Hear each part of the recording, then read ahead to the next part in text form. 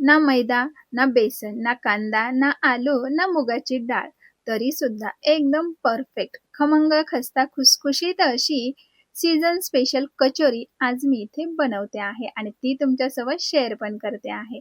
तर हॅलो, हाय, नमस्कार, मी मंगल, welcome to my channel. तर हीच खमंग खस्ता खुसखुशीत अशी कचोरी बनवण्यासाठी आज मी इथे घेतलेल्या आहेत मुगाच्या शेंगा.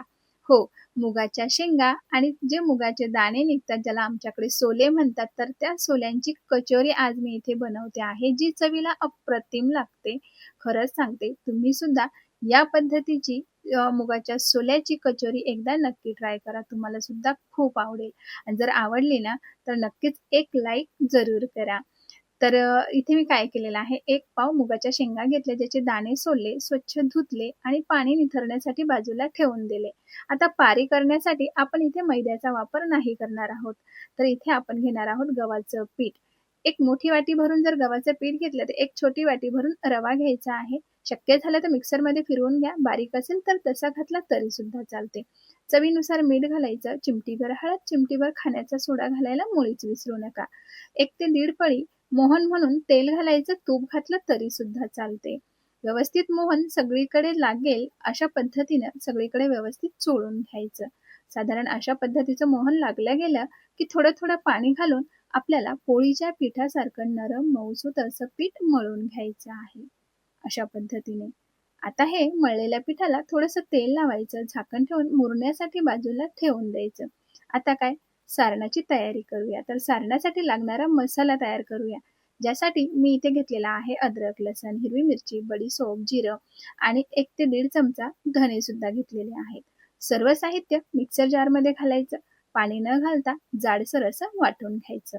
वाटलेलं वाटण एका प्लेटमध्ये बाजूला काढूया आणि त्याच मिक्सरच्या भांड्यामध्ये आपल्याला मुगाचे सोले घालायचे आहेत अशा पद्धतीने आणि हे सुद्धा पाणी न घालता जाडसर याची भरड वाटून घ्यायची आहे.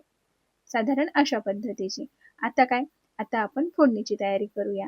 तर त्यासाठी पॅनमध्ये गरजेनुसार तेल घालायचं. त्यामध्ये 1 ते 1.5 चमचा बेसन घालायचं. हो, बेसनाने फ्लेवरही छान येतो आणि बाइंडिंगही चांगली येते.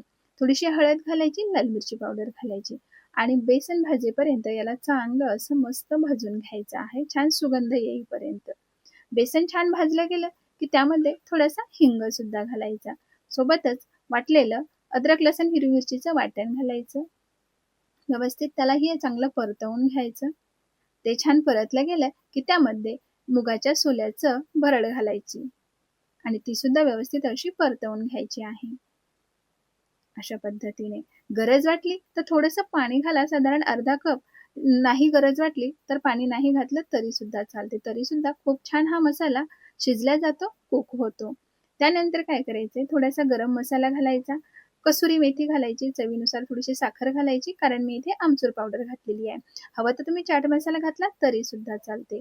चवीनुसार यामध्ये काळं मीठ घालायचं, साधं मीठ घालायचं आणि सोबतच भरपूर कोथिंबीर घालायची.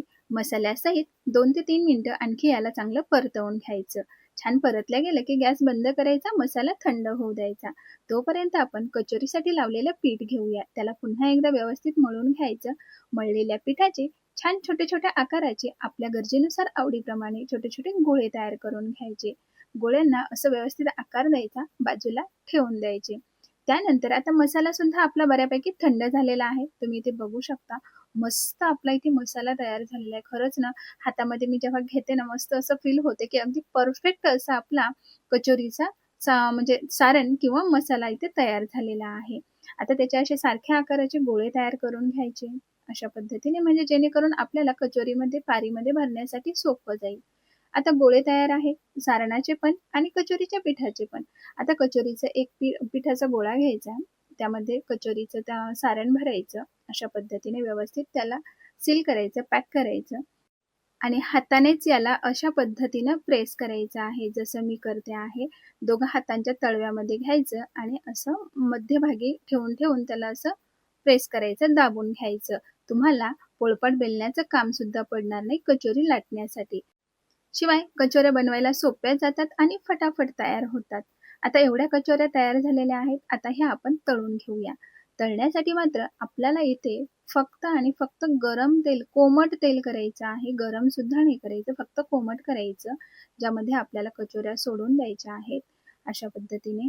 आणि ह्या कचोऱ्या ना जसं-जसं तेलाचं तापमान वाढेल, टेम्परेचर वाढेल, तशा-तशा त्या फुलतील आणि वर येतील आणि त्यानंतरच आपल्याला त्याला उलट-पालट करायची आहे. तोपर्यंत वाट बघायची.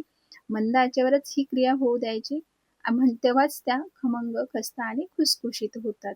आणि जशा आता ह्या उलट-पालट करून दोन्ही साइडनं चांगल्या कुक झाल्या, की मग गॅस फुल करायचा आणि फुल गॅसवर रंग येईपर्यंत याला ठेवायचं आणि मग काढून घ्यायचे. मग तयार होते तुमची परफेक्ट अशी कचोरी. खरंच सांगते, वाटणारच नाही तुम्हाला, की आपण ही कचोरी गव्हाच्या पिठापासून बनवलेली आहे. आणि चवीला तर विचारूच नका. मुगाच्या सोल्याची कचोरी तुम्ही खरंच सांगते एकदा नक्की ट्राय करा. खूप छान लागते, अप्रतिम लागते चवीला.